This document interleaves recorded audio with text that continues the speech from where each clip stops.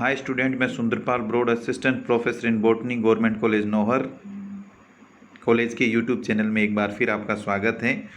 आज हम एक इंटरेस्टिंग टॉपिक जो है एंडोस्पर्म भ्रूणपोष उसके बारे में चर्चा करेंगे।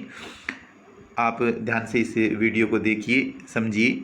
एंजियोस्पर्म में क्या होता है कि एम्ब्रियो जो है, एम्ब्रियो के डेवलपमेंट से पहले ही हम पढ़ते हैं कि जो प्राइमरी भ्रूण जो है उसका जो केंद्रक का परिवर्तन प्रारंभ ही हो जाता है, जिसके फलस्वरूप क्या हो जाता है कि एक जो त्रिगुणित भ्रूणपोष का निर्माण होता है। हम पहले के वीडियो के अंदर हम पढ़ चुके हैं कि त्रिगुणित भ्रूणपोष का निर्माण होता है, जिसमें क्या होता है कि जो खाद्य पदार्थ हैं उसके अंदर जो स्टार्च हैं के रूप में जो संग्रहित होता है, तथा इन संग्रहित खाद्य पदार्थों का जो उपयोग जो होता है ना, वो भ्रूण क्या करता है, डेवलपमेंट के दौरान कर लेता है, तथा बाद में यह बीजों के अंकुरण के समय इसका उपयोग होता है। अब जो एंडोस्पर्म है, एंडोस्पर्म को यदि हम डेवलपमेंट की बात करें तो डेवलपमेंट के आधार पर जो एंडोस्पर्म है वो 3 प्रकार का होता है। कितने प्रकार का होता है? 3 प्रकार का, जिसमें एक नंबर पे होता है न्यूक्लियर एंडोस्पर्म, जिसको हिंदी में बोलते हैं केंद्रकीय भ्रूणपोष। दूसरा होता है सेलुलर एंडोस्पर्म, जिसको बोलते हैं कोशिकीय भ्रूणपोष। और तीसरा होता है हेलोबियल एंडोस्पर्म, जिसको बोलते हैं हमें दूसरा नाम उसको हम इंटरमीडिएट भी बोल सकते हैं, इंटरमीडिएट एंडोस्पर्म बोल सकते हैं हेलोबियल भ्रूणपोष को। केंद्रकीय भ्रूणपोष है उसको आप इस डायग्राम से समझिए। जो पहला है न्यूक्लियर एंडोस्पर्म या केंद्रकीय भ्रूणपोष, उसका डायग्राम ये है। इसके अंदर जो भ्रूणपोष है उसका जो डेवलपमेंट होता है वो PEN, प्राइमरी एंडोस्पर्म न्यूक्लियस, आपको दिखाई दे रहा है स्क्रीन पे, प्राइमरी एंडोस्पर्म न्यूक्लियस। ये इसके अंदर जो एंडोस्पर्म है उसके अंदर क्या है, प्राइमरी एंडोस्पर्म न्यूक्लियस है। ये प्राइमरी एंडोस्पर्म न्यूक्लियस जो दिखाई दे रहा है आपको, इसमें क्या होता है, विभाजन होता है। विभाजन होने से क्या हो, इसमें विभाजन मुक्त केंद्रीय विभाजन होते हैं। तो क्या होता है, बहुकेंद्रीय संरचना बन जाती है।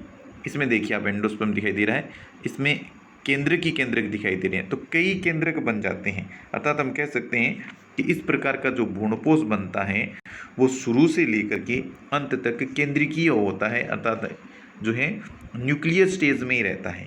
और यह जो इस प्रकार का जो भ्रूणपोष है न्यूक्लियर एंडोस्पर्म है, ये जो डाइकोट प्लांट्स हैं उनमें ज़्यादातर पाया जाता है, और कुछ जो मोनोकोट्स प्लांट्स हैं उसमें भी यह पाया जाता है।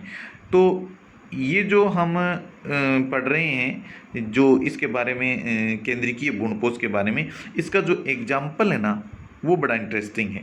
एग्जाम्पल की यदि बात करें तो ग्रीन कोकोनट जो है, ग्रीन कोकोनट जिसका हम काट करके जो पीते हैं, ग्रीन कोकोनट में जो पाए जाने वाला सफ़ेद तरल पदार्थ होता है वो न्यूक्लियर एंडोस्पर्म ही होता है।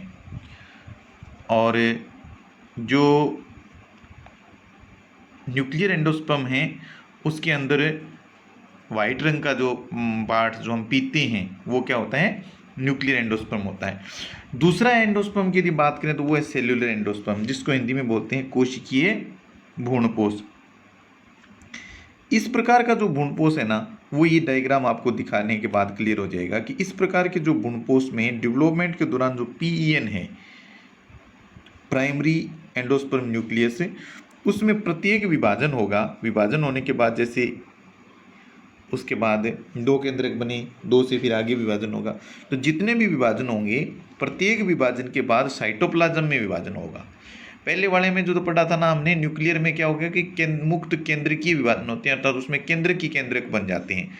तो पूरे साइटोप्लाज्म में क्या हो जाते हैं, उसमें तो केंद्रक हो जाते हैं। जैसे मैंने अभी आपको बताया था कि जो सफ़ेद जो कोकोनट का जो हम पानी पीते हैं उसके अंदर क्या होते हैं, केंद्रक हो जाते हैं, साइटोप्लाज्म में केंद्रक हो जाते हैं। और जो दूसरा सेल्यूलर एंडोस्पर्म है उसके अंदर क्या हो जाता है कि केंद्रक के विभाजन के साथ साथ कोशिका द्रव्य का भी विभाजन होता है। अर्थात हम कह सकते हैं कि इसके अंदर फ्री न्यूक्लियस कोई नहीं होता। जितने न्यूक्लियस होंगे उतने ही साइटोप्लाज्म का विभाजन होकर के सेल्स भी बन जाएगी। अर्थात हम इसमें ये कह सकते हैं कि सेलुलर एंडोस्पर्म में क्या हो जाएंगी, कोशिकाएं हो जाएंगी, और प्रत्येक कोशिका के अंदर एक केंद्रक होगा। तो इस प्रकार का जो एंडोस्पर्म है वो सेल्यूलर एंडोस्पर्म होता है। और इस प्रकार का एंडोस्पर्म मुख्य रूप से जो गेमोपेटली के सदस्य हैं उसमें पाया जाता है।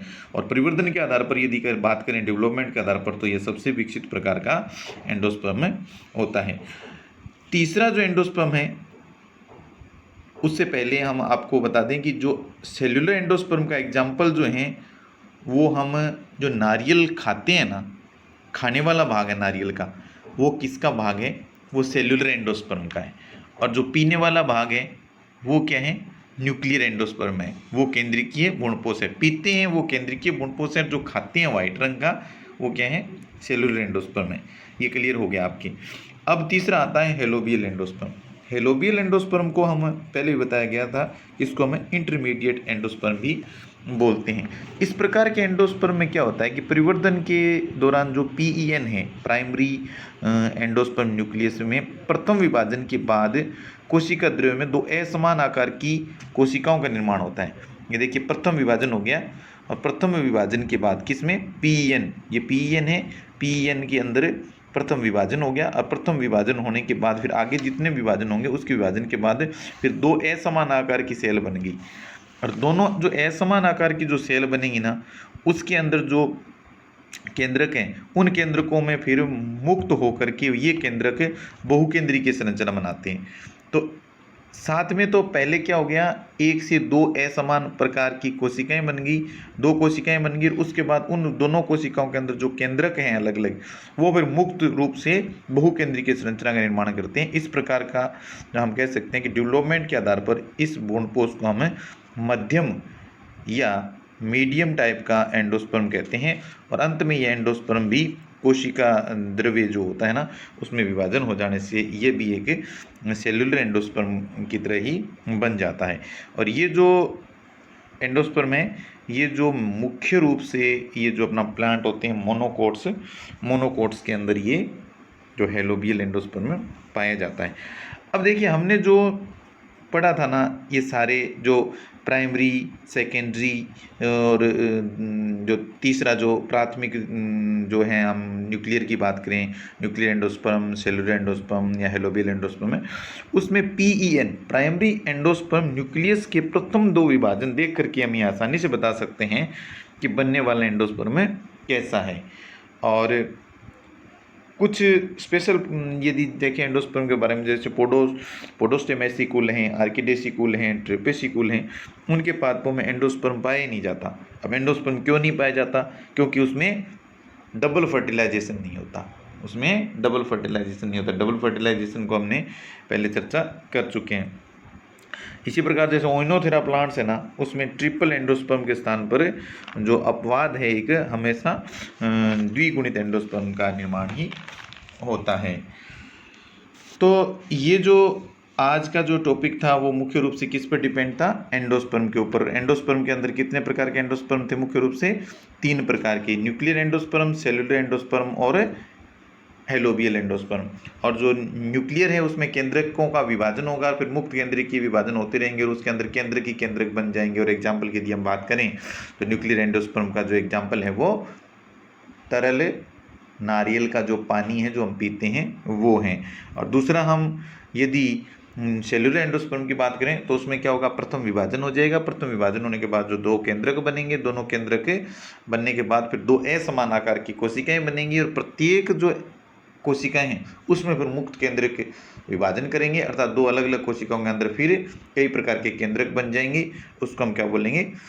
सेल्यूलर जो हैं एंडोस्पर्म्स बोलेंगे। तो जितने भी जो इसमें केंद्रक बनेंगे उतनी ही कोशिकाएं बन जाएगी, अर्थात ये कोशिकीय होता है, पूरा ही कोशिकीय होता है। और तीसरा जो हमने हेलोबियल एंडोस्पर्म की बात की, उसमें क्या होगा कि पहले केंद्रकों का विभाजन होगा, दो केंद्रक बनेंगे, फिर दो असमान आकार की कोशिकाएं बनेंगी, और दो असमान आकार की कोशिकाएं बनेंगी जिसमें दोनों केंद्रक हैं उनमें अलग अलग कोशिकाओं में मुक्त केंद्र के विभाजन होंगे, तो कई केंद्रक एक साथ बन जाएगा। अंत में ये क्या दिखेगा? सेल्यूलर ही दिखेगा।